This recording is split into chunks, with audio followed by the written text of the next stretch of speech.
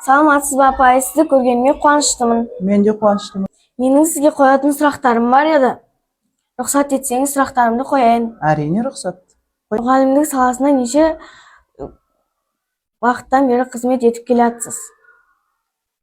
1999 жылы жоғары оқу орнын бітіргелі бері мен осы мұғалімдік қызметте жұмыс атқарып келе жатырмын.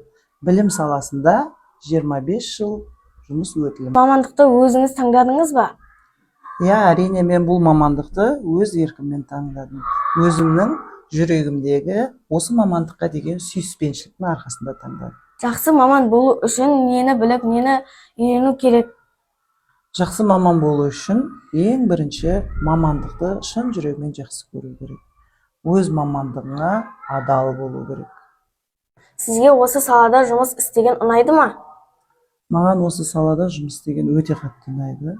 Себебі ол мамандықты өте қатты жақсы көремін. Өзімнің жұмысыма азанда қуанып келіп, азанда қуанып қайтамын.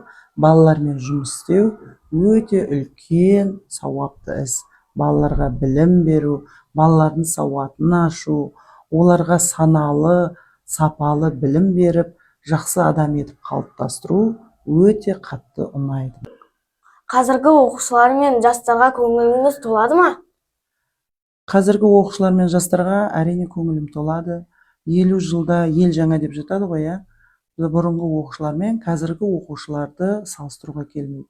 Қазіргі оқушылар цифрлық сауаттандырылған, ізденпаз, білімге құмар, ойын еркін айта алатын, ашық жастар өсіп келе жатыр.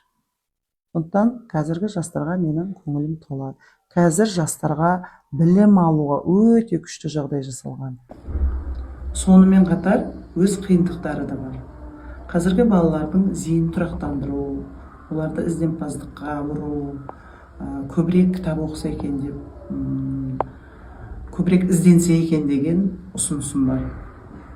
Балалардың қазір көп ұялы телефонда көп уақытын өткізеді. Соны ата-ана қадағаласа екен. Не көріп жатыр, немен айналысып жатыр, одан да пайдалы бір үйірмелерге берсе екен. Балалардың бойындағы дарынын ашу үшін үйірмелерге апарып, оларға кітаптарды көп оқытып, білім алу саласында балаға бағыт бағдар